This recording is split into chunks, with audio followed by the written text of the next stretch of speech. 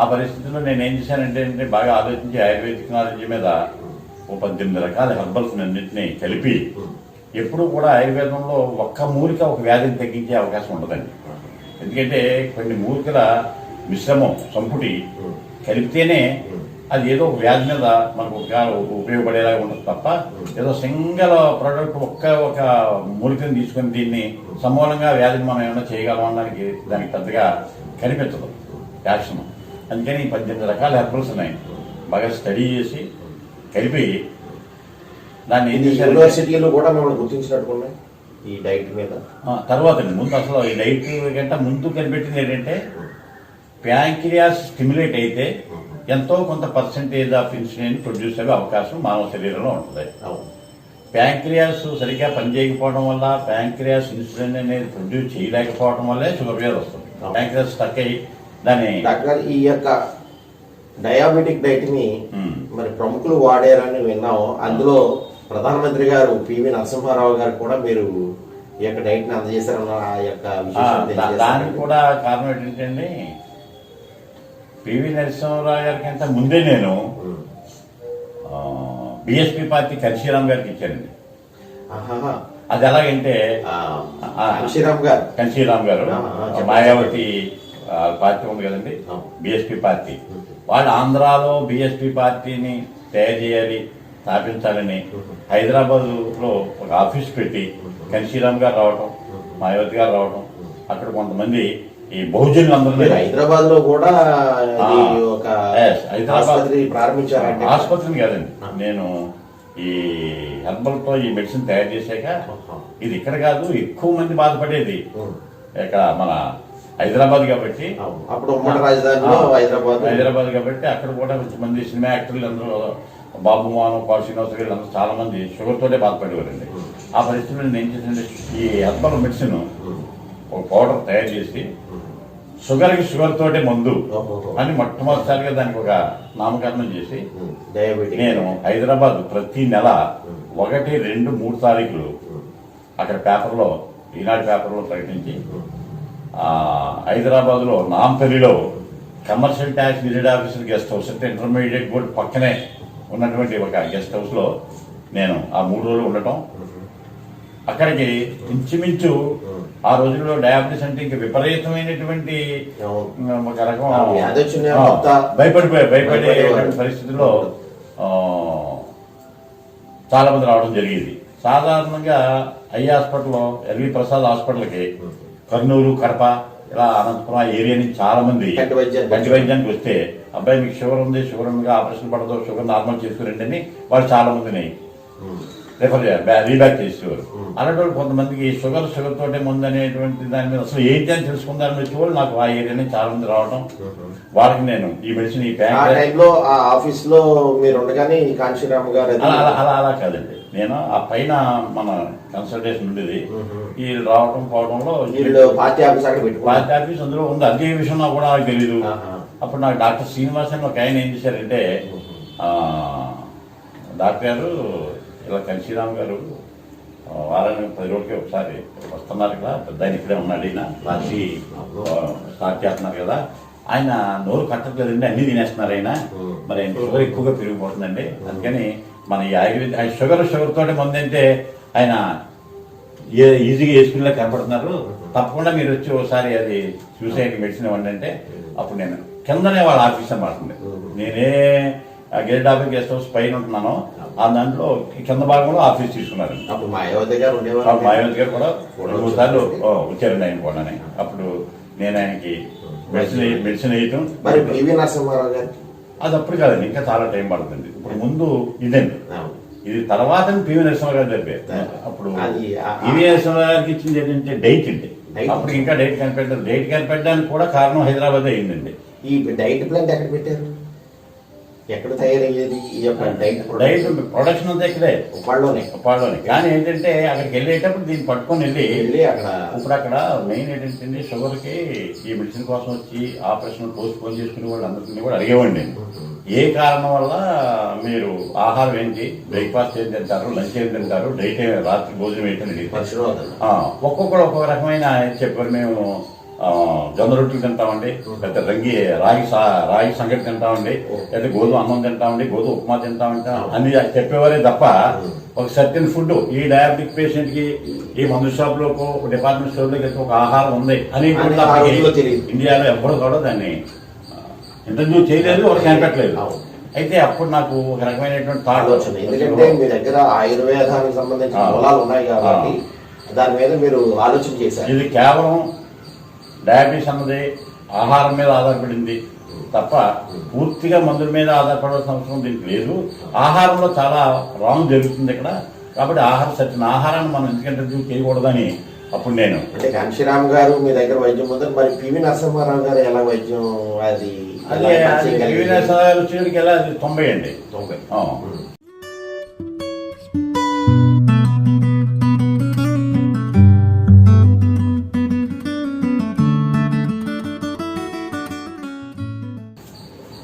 అప్పుడు 90 అండి.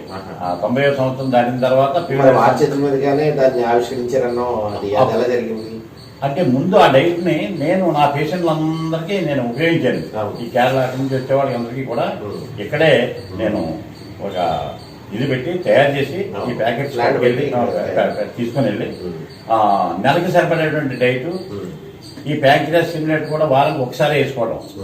వాడు వాడే ఇంగ్లీష్ మందులు ఏమన్నా ఉంటే ఒకసారి ఆఫ్ చేయకుండా మన ప్యాంక్రియాస్ స్టిమ్యులేటర్ వేసుకున్న రోజులు మాత్రం ఇతరత్ర ఏ మందులు వాడకుండా మిగతా రోజులు మీరు వాడుకునే రెగ్యులర్ మందులు వాడుకోండి. వారానికి ఒకసారి మాత్రమే ప్యాంక్రియాస్ స్టిమ్యులేటర్ వేసుకోండి అంటే వాళ్ళందరికీ కూడా నార్మల్ రావడం, వాళ్ళందరూ ఆపరేషన్ చేయించుకోవడం ఇవన్నీ జరిగేది అనమాట. దానివల్ల ఏమైందంటే ఇవాళ డైట్ నా పేషెంట్లకే కాదు మొత్తం ఇంట్రడ్యూస్ చేయాలి దేశానికి. కాబట్టి ఈ డైట్ ని మనం పర్మిషన్ తీసుకొని గవర్నమెంట్ నుంచి ఆథరైజేషన్ తీసుకొని దీన్ని మార్కెట్లో వదలాలి అని చెప్పేసి నేను ఈ డయాబెటిక్ డైట్ ని పివి నరసింహారావు గారితో ప్రధానమంత్రి గారితో ఎలా పరిచయమైంది? అది ఎలాగంటే నేను ఆల్ ఇండియా పబ్లిక్ హెల్త్ లో మెంబర్షిప్ అది మీకు చెప్పలేదు. నేను ఉప్పాడు ప్రాక్టీస్ చేస్తుండగానే ఈ పబ్లిక్ హెల్త్ మాకు 20లో ఎక్కడో ఉండేదండి పిఎస్సి. ఇక్కడ కలరా వచ్చిన ఎక్కువ మాల్ న్యూట్రిషన్ ఉండేదండి మనకి. మాల్ న్యూట్రిషన్ డయేరియా, ఎమిపిక్ డిసెంట్రీ తీరం అంతా కూడా విపరీతమైనటువంటి డయేరియా ఏరియా. అందుకని నేను దీని మీద ఒక పేపర్ సబ్మిట్ చేయడానికి పెద్ద అవకాశం వచ్చిందంటే ఆ రోజుల్లో 1991 డిసెంబర్ 29వ తారీఖున నుంచి 3 days కాన్ఫరెన్స్ ఏంటంటే పబ్లిక్ హెల్త్ ఒక పెద్ద కాన్ఫరెన్స్ ఏర్పాటు చేసిందండి. ఇంచుమించుగా 120 కంట్రీస్ నుంచి ఆ రోజుల్లో కాదండి ఐపీహెచ్సి మెంబర్స్ ఢిల్లీలో వాటర్ అశోకాలో పెట్టారండి ఈ కాన్ఫరెన్స్. మెయిన్ ఇదండి అక్కడ ఇంటర్నేషనల్ దాంట్లో మాల్ న్యూట్రిషన్ అండ్ డయేరియా అనే సబ్జెక్టు ఇక్కడ నాకు విపరీతంగా నేను చేసే కేసులు అయ్యాయి కాబట్టి దీన్ని నేను అక్కడ చక్కగా ప్రజెంట్ చేయడం. అప్పుడు నాకు అక్కడ అవార్డు ఇవ్వడం జరిగిందండి. అప్పుడు నాకు ఢిల్లీలో నరసింహరావు గారితో పరిచయం అవటం.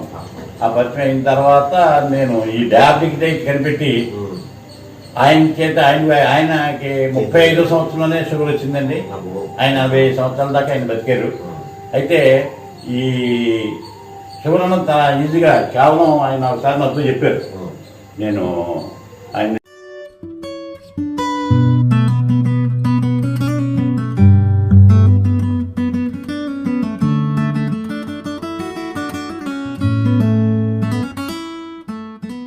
అయినప్పుడు ఏమండి మీరు ఒకసారి అమెరికా వెళ్ళేటప్పుడు చాలా నీరస స్థితిలో నడుచుకుంటూ వెళ్ళి మీరు ఫ్లైట్ ఎక్కారు. అప్పుడు మనకు కూడా మన ఇండియన్ డాక్టర్స్ అందరూ చాలా మేము ఫ్లైట్ దగ్గర తీసుకొచ్చారు. తర్వాత మీరు అమెరికా నుంచి తిరిగి వచ్చేటప్పుడు చాలా హ్యాపీగా యంగ్ ప్రైమ్ మినిస్టర్ లాగా రిపోర్టర్ రావడం జరిగింది. అవన్నీ మేము టీవీలో చూసాం.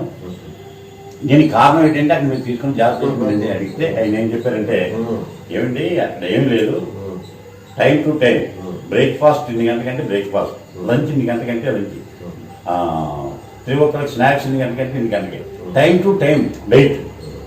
Medicine very simple, diet main. దానివల్ల నేను ఈ రకంగా ఇదవగలిగానండి. ఆయన చెప్పడం జరిగింది. నేను ఈ డైట్ తయారు చేసిన తర్వాత నేను ఆయనకి ఎదురుగా పెట్టి మీరు వాడండి. ఈ డైట్ కి ఏమైనా రికగ్నిషన్ ఏమైనా వచ్చిందండి, ఏమైనా ఆథరైజేషన్ ఏపీ గవర్నమెంట్ లోనే డయాబెటిక్ డైట్ ఆ తర్వాత ఒబేసిటీ డైట్ అని వెయిట్ రిడక్షన్ డైట్ ఇవన్నీ కనిపెట్టడం, అది ఏపీ గవర్నమెంట్ చేసే అది నాకు ఆథరైజేషన్. పేటెంట్ రైట్స్ కూడా డయాబెటిక్ డైట్ మీద నాకే వచ్చింది. పేటెంట్ రైట్స్ కూడా నేను ఆ రోజుల్లో పేటెంట్ రైట్స్ తమిళనాడులో చేయించవలసి వచ్చింది. చాలా సంతోషం. మాకు మీరు ఈ వైద్య వృత్తినే కాకుండా దాని మీద ప్రయోగాలు చేస్తూ ఈ యొక్క ఆ పేటెంట్ సంబంధించినటువంటి ఆథరైజేషన్ ఇవన్నీ దేశవ్యాప్తంగా కూడా ఈ డయాబెటిక్ డైట్ని ప్రాచుర్యం చేసి మా ఉప్పాడికి కూడా ఆ పేరు తీసుకొచ్చారు. అయితే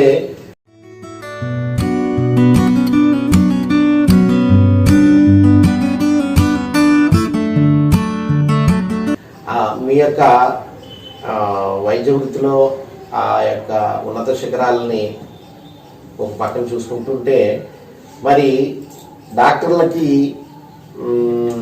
ఈ యొక్క మత సంబంధమైనటువంటి నమ్మకాల పట్ల కొంత తక్కువ ఉంటుందేమో అని అనుకుంటాను. కానీ మరి డాక్టర్ అజ్ఞాత రాజా గారు ఒకరికి ఒక మతానికి చెందినటువంటి వ్యక్తి కాదు. ఎందుకంటే ఏ మతం వారని ఇటు అయ్యమ్మ భక్తులు ఉన్నారనుకోండి, డాక్టర్ గారు మావారే అంటారు. ఇటు క్రైస్తవ మతం వాళ్ళు ఉన్నారనుకోండి, డాక్టర్ గారు మావారే అంటారు. అలాగే హిందూ మతం వారు అయితే ఇంకా చెప్పనవసరం లేదు, వారందరూ కూడా మీకు స్నేహితులే.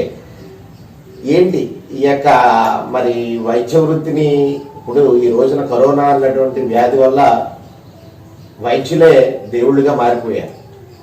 మరి అలాంటప్పుడు మీకు ఈ నమ్మకాలు, ఈ యొక్క ఆ భక్తి ఎలా వచ్చింది, ఏంటి అన్ని ఆ మతాలని మీరు సమదృష్టితో చూసేటటువంటి మనసు ఎలా కలిగింది? అంటే నేను మొట్టమొదటిసారి 1980లో నేను అయ్యప్ప మాల వేసుకున్నానండి. మన మండలంలో మొట్టమొదటి మాల వేసుకున్న వ్యక్తిని కూడా నేనే. మన పక్కన ఇక్కడ విఘ్నేశ్వరుడి గుడి కూడా అప్పుడే కట్టడం జరిగింది. అది పెద్ద ఇక్కడ పూజ గుర్తు అదేండి, మనకి ఇంచుమించుగా లక్షార్చనది కూడా ఇక్కడే చేసాం. ఆ రోజుల్లో అందరూ చాలా మంది పెద్ద పెద్ద వాళ్ళందరూ నా దగ్గర వచ్చేవారు. అలాగే నేను 13 సంవత్సరాలు నేను శబరిమల వెళ్ళానండి. 3 సంవత్సరాలు వెళ్ళితే నేను గురువుని అయ్యాను. ఇక్కడ చాలా మంది ఇంచుమించుగా ఓ పక్కన క్రిస్టియానిటీ ఉన్నా, ఓ పక్కన చాలా మంది ఈ ఊరు సర్పంచి, అమీనాబాద్ సర్పంచ్ అందరూ కూడా నా చేత మాల వేయించుకొని ఇక్కడే 40 రోజుల పూజల కార్యక్రమం జరిగేది. అప్పుడు కూడా నేను నా కారు నడుపుకుంటూ నేనే శబరిమల వెళ్ళేవాడినండి. నా వెనకాల బస్సు మీద అంతా బయలుదేరి వచ్చేవారు. మరి బయట ఒక క్రైస్తవ సింబల్ సిలువ పెట్టి అక్కడ ఆలయంలా కట్టారు. దానికి కూడా జరిగింది ఏంటంటే అండి, నేను ఇంచుమించుగా 13వ సంవత్సరంలో శబరిమల వెళ్ళడానికి సిద్ధపడి ఉండగా ఓ రోజు నేను అంటే మరి నాన్న మీద పడుకోవాలి కదా, కంపెనీ వేసుకుని పడుకొని ఉండగా ఒక సూపర్ లైటింగ్ తోటి జీసస్ క్రీస్తు వచ్చి నన్ను గట్టిగా కౌగిలించుకొని నేను ఆయన కలిసి ఏడ్చుకుంటున్నా ఉంటుండే. ఏంటి నాకు ఎలాంటి ఏదైనా వచ్చింది, నాకేమన్నా నాకు ఎలాంటి ఏదైనా ఇబ్బందులు గట్టా ఉంటే ఆ ఈశ్వరుడు లేకపోతే ఆ బాధ సుబ్రహ్మణ్య స్వామి లేకపోతే ఈ అయ్యప్ప వచ్చి నాకు బాధలు ఏమన్నా ఉంటే నాకు పంచుకోవాలి తప్ప ఈయనేంటి నా దగ్గరికి ఎలా వచ్చింది ఇలాగా కౌగిలించుకోవడం, ఈ కలుసుకొని ఆ కౌగిలించుకొని మేమిద్దరం ఏడ్చుకునే టైంలో నా శరీరంలో అన్ని బాధలు అలా నీరుగా వెళ్ళిపోయినంత హ్యాపీ అయిపోయానండి. ఇది ఏంటి ఈ కళ, దీని గురించి పొద్దున్న ఎవరన్నా పాస్టర్ గారిని అడిగి తెలుసుకుంటారు అని అనుకున్నాను. అయితే ఈరోజు పాస్టర్ కూడా నా దగ్గరికి వచ్చేవారు కాదండి. ఎందుకంటే బొట్టెట్టుకుని నలబట్టలు వేసుకొని ఆయన లేనప్పుడు ఎప్పుడన్నా కావాలి హాస్పిటల్లో పేషెంట్కి ప్రార్థన చేద్దాం తప్ప ఎందుకు వెళ్ళకూడదు అనుకున్నట్టుగా అలా వచ్చేవారు కాదు. ఆ రోజు ఉదయం ఒక పాస్టర్ గారు ఇలా వెళ్ళిపోతుంటే మా అబ్బాయి ఇది ఒక ఆయన్ని ఒకసారి పొరపాటు అని చెప్పి ఆయన కేకేసింది. ఏమిటి ఇలా జరిగింది, నాకు ఈ రకమైన రిజల్ట్ వచ్చింది నాకు నైట్ని, దీని మీద కొంచెం మీ అభిప్రాయం ఏంటి చెప్పండి పాస్టర్ గారిని అడిగితే, డాక్టర్ గారు మీరైతే యేసు ప్రభు గురించి ఆలోచించట్లేదు, ఆయన గురించి ఎదగట్లేదు మీరు, కానీ ఆయన మిమ్మల్ని ఎదుగుతున్నాడండి, ఎదిగి మిమ్మల్ని పట్టుకున్నాడు ఆయన. అయితే మరి ఎలాగండి, ఇప్పుడు నేను నల్లబట్టలో ఉన్నాను, ఇంకా నేను ఇప్పటికి 11 రోజులు అయింది, ఇంకో 30 రోజుల దాకా నేను చెయ్యాలి, ఇప్పుడు ఆయన పట్టుకున్నాను, నేను ఆయన దొరకనండి, అందుకోసం నేను వెళ్ళి శబరిమల ఈ కార్యక్రమం ముగించుకొని వచ్చిన తర్వాత నేనే ఆయన్ని ఎదగడం ప్రారంభిస్తానండి అని ఆ పాస్టర్ గారితో చెప్పడం. తర్వాత నేను శబరిమల వెళ్ళిన తర్వాత 13 మెట్టు మీద నేను వదిలేసి స్వామికి నన్ను వదిలే నేను నీ దగ్గర రాలేనని ఆయనకు ఒక నమస్కారం పెట్టి తిరిగి వచ్చిన తర్వాత బైబిల్ చదవటం, ప్రార్థన చేయటం, ఈ రకంగా ముందు దేవుడిని తెలుసుకొని ఇంకా ఈ దేవుడి యొక్క కార్యక్రమంలోనే నేను ఉన్నాను. ఆ టైంలోనే ఇక్కడ మన హాస్పిటల్లో ఒక పనస చెట్టు సేమ్ జీసస్ క్రీస్తు లాగా ఎదిగిందండి.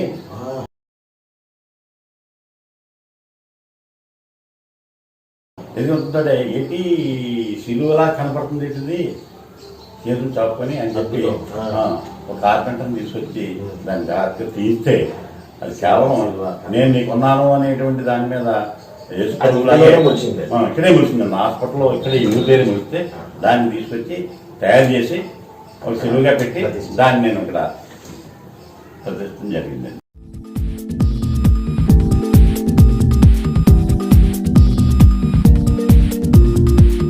డాక్టర్ గారు, ఇటు వైద్య రంగం, కళారంగం కాకుండా రాజకీయ రంగంలో కూడా మీరు పరిచయాలు ఉన్నాయని చెప్తూనే ఇలా ప్రెసిడెంట్గా అని అన్నారు. అంటే మీ రాజకీయ కుటుంబాలంటే ఇటు పంతం పద్మనాభం గారు, అలాగే తోట రామస్వామి గారితో ఇవన్నీ పరిచయాలు ఉన్నాయి. అయితే మీరు ఎమ్మెల్యే కానీ ఇంకా అలా చిన్న చిన్ని పదవులకి మీరు పోటీ చేసినట్టుగా మేము వింటూ ఉంటాం. ఇటు బీఎస్పీ పార్టీ తరఫున చేశారని ఇలా కొంత ఆ రాజకీయ నేపథ్యం ఏంటో చెప్తారండి?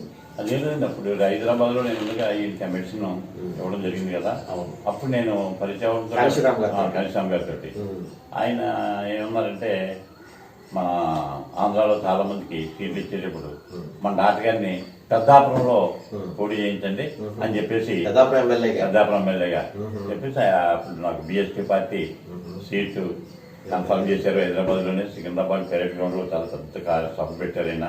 మరి ఆ రోజు చూస్తే ఈ తెలుగుదేశం ఎందుకు పనికిరాదు, ఫుల్గా బహుజన్ సమాజ్ పార్టీ అధికారంలో వస్తుందన్నంత లెవెల్లో చాలా గొప్పగా జరిగింది.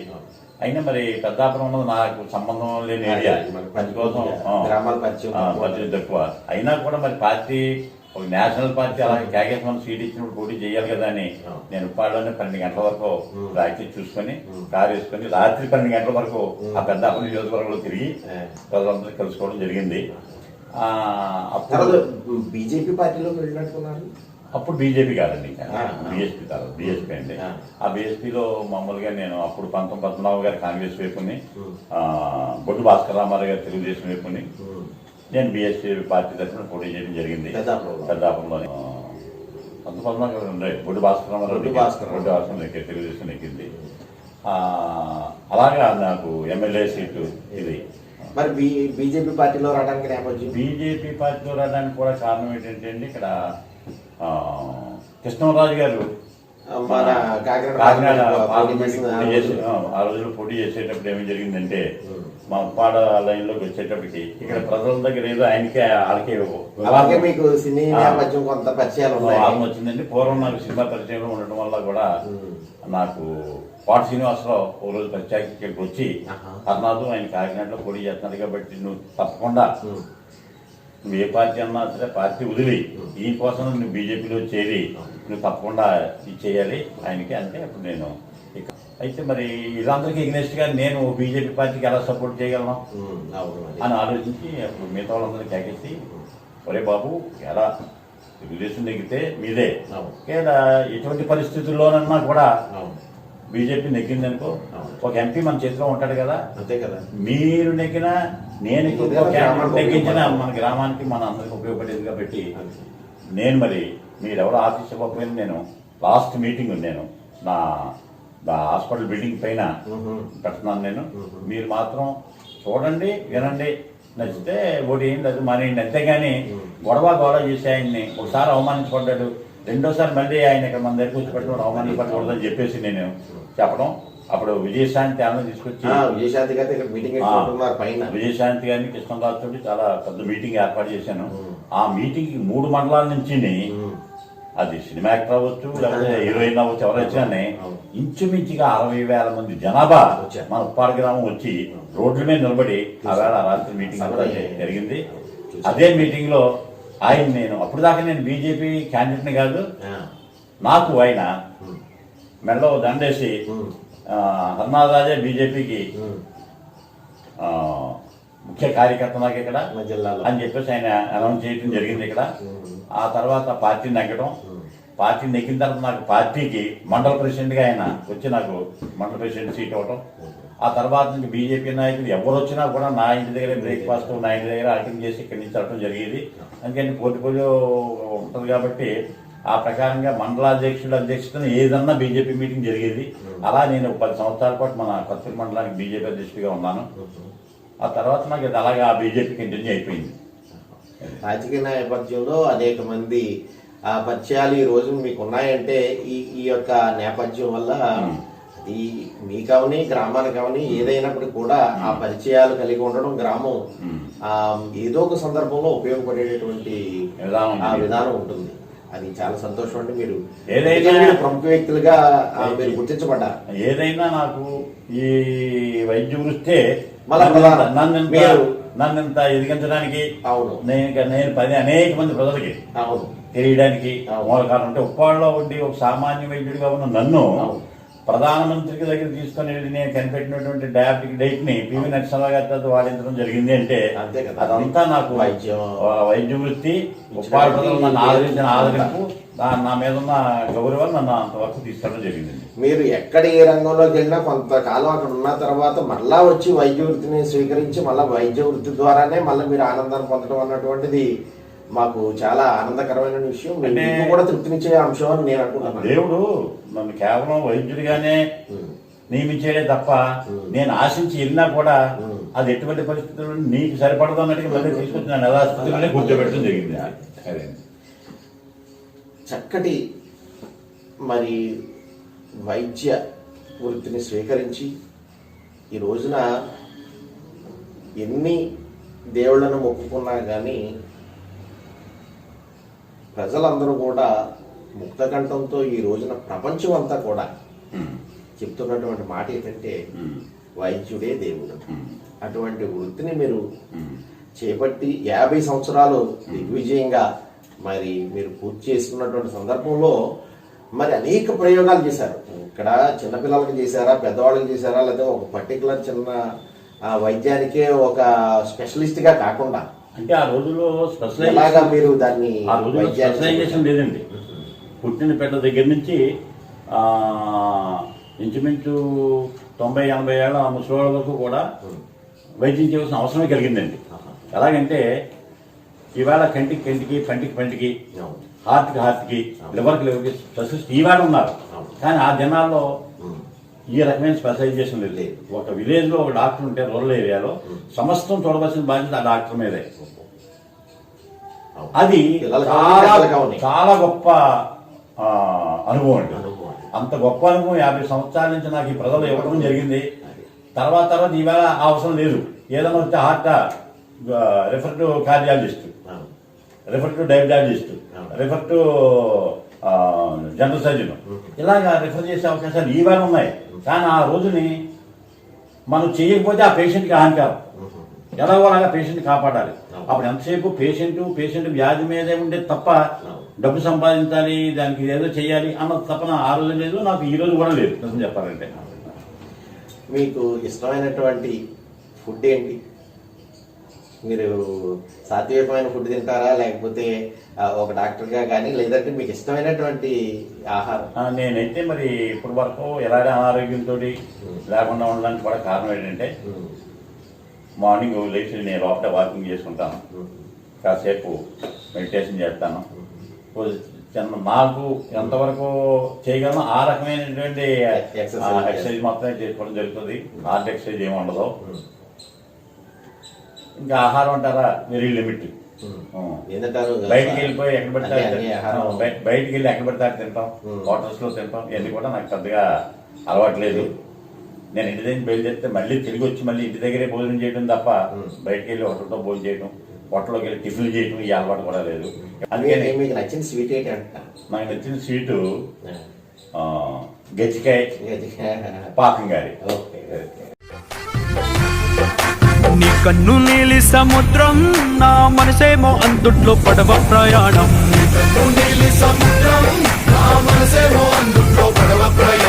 నీ నవ్వు ముత్యాలహారం నన్ను. చాలా సంతోషం డాక్టర్ గారు. ఇక్కడ నేను రాగానే చూసిన పోస్టర్ చూస్తుంటే మళ్ళీ కొత్తగా మీరు ప్రయోగం ఏదో చేసినట్టుకున్నారు. ఒకసారి మా అందరికి ఇక్కడ హెర్బల్ వస్త్ర అన్నటువంటి పోస్టర్ ఏదో చూస్తున్నాం, దాని విషయాలు ఏదో మాకు తెలియజేస్తారా? అదేంటంటే అండి, ఇంచుమించుగా మొన్న మీకు ఇందాక చెప్పాను నేను, 5000 సంవత్సరాలకు పూర్వమే ఈ రాజులకి ఎలాంటి ఈ అల్సర్స్ చేస్తే ఆ వ్యాధులు తగ్గించడం కోసం ఒక ప్రశస్తమైనటువంటి వస్త్రానికి ఆయుర్వేదిక్ మూర్త రసాయనాలు పూసి దాన్ని వేసి ట్రీట్మెంట్ చేసేవారండి. అది ఆనాటి విధానం. ఈవేళ నేను ఊహించింది ఏంటంటే మనిషికి ఆర్గానిక్ ఫుడ్, ఆర్గానిక్ ఆహారం అంటే రసాయనాలతో కాకుండా ఓన్లీ సహజ సిద్ధమైన ఎరువులతోటి, శాస్త్రీయ ఎరువులతో పండించిన పంట తింటే మనిషికి ఆరోగ్యంగా ఉండే వ్యాధులు రావు అనేటువంటి ఒక కాన్సెప్ట్ మీద ఆర్గానిక్ ఫుడ్ అని వచ్చిందండి. అలాగే ఈవేళ మనం సింథటిక్ కలర్స్ తోటి తయారు చేసుకున్నటువంటి వస్త్రాలు ధరించి ఎన్నో రకాల స్కిన్ డిసీజెస్ మనం వ్యాపింప చేసుకుంటా ఉన్నాం. ఈవేళ ఒక సూట్ వేసుకునే వ్యక్తి అన్నా సరే బట్ట ఇప్పి చూస్తే లోపల అనేక రకమైన స్కిన్ డిసీజులు కనపడతా ఉంటాయి. ప్రతి ఒక్కరు కూడా ఈ రకమైన బాధపడుతున్నారు.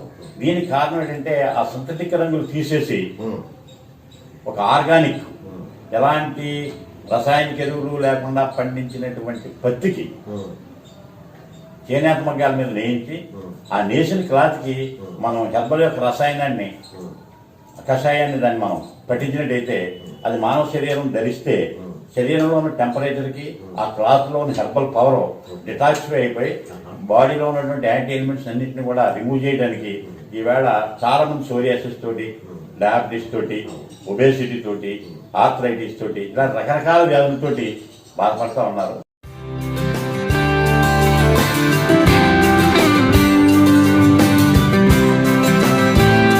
గద్దల వస్త్రాల గురించి చెప్తున్నారు, ఆ వస్త్రాలు ఎలా తయారు చేస్తున్నారు? ఆర్గానిక్ కాటన్ అని చెప్పాను కదా మీకు. అంటే ఇప్పుడు శాస్త్రీయ ఎరువులతోటి పండించినటువంటి పత్తిని చేనేత మగ్గాల మీద క్లాత్ తయారు చేయించి ఆ క్లాత్కి హెర్బల్ కషాయాన్ని తెచ్చేసి హెర్బల్ ఎక్స్ట్రా తీస్తూ ఉంటాయి. ఇప్పుడు హెర్బల్స్ నుంచి దాని మిషనరీ మన దగ్గర ఉందండి. ఉందండి, మిషనరీ ఉంటుందండి. దానికి ప్రత్యేకంగా హెర్బల్ కషాయం తోటి దానికి ఎక్స్ట్రాక్ట్ తయారు చేస్తాం. హ్యాండ్ మేడ్ తయారు చేసిన ఎక్స్ట్రాక్ట్కి ఈ క్లాత్కి డై ఇస్తాం అన్నమాట. అలా ఇవ్వటం వల్ల ఏమవుతుందంటే బాడీలో ఉన్న ఆ బట్ట మనం ధరించినప్పుడు బాడీలో ఉన్న టెంపరేచర్కి క్లాత్లో ఉన్న హెర్బల్ పవర్ డిటాక్సిఫై అయిపోయి ఆటోమేటిక్గా బాడీలో ఉన్న బ్యాడ్ ఎలిమెంట్స్ అన్నింటినీ పెట్టి రిమూవ్ చేస్తుంది. దానివల్ల ఏమవుతుందంటే ఈ డయాబెటీస్ వాళ్ళకి చాలా ఫ్రీగా ఉంటుంది. ఒబేసిటీ వాళ్ళు కూడా వెయిట్ రిడక్షన్ మీద కూడా వాళ్ళకు ఉండేటువంటి ఇది ఉంటుంది. అలాగే క్యాన్సర్ వ్యాధికి గ్రస్తులకి కెమోథెరపీ పెట్టిన తర్వాత ఎక్కువ ఆరాటపడుతూ ఉంటారు. వాళ్ళకు కూడా ఉపశమనంగా ఈ డ్రెస్ ధరించడం వల్ల ఏముందంటే కొంచెం రిలాక్సేషన్ అవుతూ ఉంటారు. అందుకోసం అంటే ఈ హెర్బల్ వస్త్రాన్ని తయారు చేసి కంప్లీట్ మార్కెట్లోకి, దీనికి నేను కూడా డిహెచ్ఆర్ ఆర్గానిక్ హెర్బల్ హ్యాండ్లూమ్ వస్త్ర అని ఒక పేరు పెట్టాం. దీన్ని మార్కెట్లోకి రిలీజ్ చేయడం కోసం తప్పకుండా ఈ సంవత్సరంలోనే దాన్ని మా ప్రజలందరికీ దీన్ని తెలియజేసి ఇప్పుడు వరకు నేను దీన్ని ఏం చేశానంటే అండి 2016లోనే పార్లమెంట్లో నేను అప్పుడు మన ఎంపీ నరసింహ గారు కలిసి మన పార్లమెంటు స్పీకర్ సుమిత్రా మహాజన్ గారికి ఒక ఆర్గానిక్ హెర్బల్ శారీ, అలాగే మన ఉపరాష్ట్రపతి వెంకయ్యనాయుడు గారికి ఒక డ్రెస్సు ఇవ్వడం జరిగింది. వాళ్ళ చేతుల మీదుగానే ఈ వస్త్రాలని పార్లమెంట్లో నేను ఆవిష్కరణ చేయడం కూడా జరిగింది. దాన్ని ఇప్పటి వరకు మార్కెట్ లేకుండా చాలా మందికి నేను హాండ్గా రోటరీ క్లబ్, లయన్స్ క్లబ్ ఇలా కొన్ని దీని వెబ్సైట్ ఏమైనా ఉందా సార్? ఆ వెబ్సైట్ పెట్టామండి. దానికి మార్కెటింగ్ స్టార్ట్ చేసేసరికి వెబ్సైట్ వదిలిందండి. ఈ కరోనా మీద కూడా, అంటే కరోనానే కాదు ఎనీ వైరస్, ఏ వైరస్ అన్నా మనిషి తట్టుకోవడానికి మాస్క్ అవసరం చాలా ఉంది. అది హెర్బల్ మాస్క్ ఎలాగంటే బయటకు వెళ్ళి పొల్యూషన్, రకరకాల పొల్యూషన్ మనం తీసుకోవడం జరుగుతుంది. అది ఊపిరి ద్వారా, నోటి ద్వారా లంగ్స్లోకి వెళ్ళిపోయి దానివల్ల వచ్చే అనేకమైన వ్యాధులు, కరోనానే కాదు ఒక మాస్క్ ధరించడం వల్ల బయట నుంచి వచ్చే ప్రతి వైరస్ని కూడా మనం తట్టుకునే అవకాశం ఉంటుందండి. జపాన్ దేశంలో అయితే మాస్క్ ఒక డిగ్నిటీ సింబల్ గా ఉందండి. అది అందుకోసం ఏంటంటే ఇప్పుడు మనకి కరోనా అనేది రావడం వల్ల ఎప్పుడూ మనిషి ఆరోగ్యం ఉండడానికి ఒక మాస్క్ ధరించాలనేటువంటి ఒక సబ్జెక్టు ప్రతి మనిషికి ఏర్పడింది. తను శుభ్రంగా ఉంటూ ఎదుటి మనిషిని శుభ్రంగా ఉంచాలి. మార్పులు వచ్చినాయి. తను శుభ్రంగా ఉంటూ ఎదుటి మనిషి శుభ్రంగా ఉన్నట్టయితే ఏ వైరస్ నుంచైనా మనిషి తను కాపాడుకోగలడు. పైగా ఎక్కువ ఈ ఆర్గానిక్ ఫుడ్ వల్లే ఎలాగైతే మనం రెసిస్టెన్స్ పెంచుకుంటామో అలాగే ఈ ఆర్గానిక్ హెర్బల్ వస్త్రం ద్వారా ఈ ఆర్గానిక్ హెర్బల్ మాస్క్ ద్వారా కూడా మనం శరీరం యొక్క ఆరోగ్యాన్ని కాపాడుకునే అవకాశం ఉందని చెప్పి నేను 2 months బ్యాక్నే ఒక ఆర్గానిక్ మాస్క్ తయారు చేసి పట్టుకొని వెళ్ళి మన కలెక్టర్ గారికి 3 మాస్కులు ఇవ్వడం జరిగింది. ఇదేనండి? ఇవేనండి మాస్క్. ఇది ఈ మాస్క్ అలాగే డిఫరెంట్ దాంట్లో ఉంటాయి. ఇవన్నీ హెర్బల్స్తో తయారు చేసినట్టు ఆర్గానిక్ క్లాత్తో తయారు చేసినటువంటి మాస్కులు అండి. ఈ మాస్క్ ధరించడం వల్ల ఏమవుతుందంటే కరోనా కట్టడమే కాకుండా నిత్యం కూడా మనిషి ఒక రెగ్యులర్గా లంగ్స్ ప్యూరిఫై అవుతుంది. దీంట్లో ఉన్నటువంటి హెర్బల్ యొక్క పవర్ మనకు చాలా వరకు ఆరోగ్యం క్రియేట్ చేసే అవకాశం ఉంటుంది. ఊపిరితిత్తుకి ఎలాంటి ప్రమాదం లేకుండా, హార్ట్కి ఎలాంటి ప్రమాదం లేకుండా కాపాడే అవకాశం మనకు దీనికి ఈ హెర్బల్ వస్తుంది. ఇది చాలా మంది మన అమ్మారోళ్ళు వాళ్ళు వీళ్ళందరూ కూడా నా దగ్గరికి వచ్చి ఇవన్నీ పట్టుకుని వెళ్ళి వాళ్ళు చాలా వరకు వాడుతున్నారు. యూజ్ అండ్ త్రో కాకుండా ఇది ఇంచుమించుగా 2 months 3 months వరకు కూడా మనం వాష్ చేసి దాన్ని మళ్ళీ ధరించే అవకాశం ఈ హెర్బల్ మాస్క్ ఉందండి.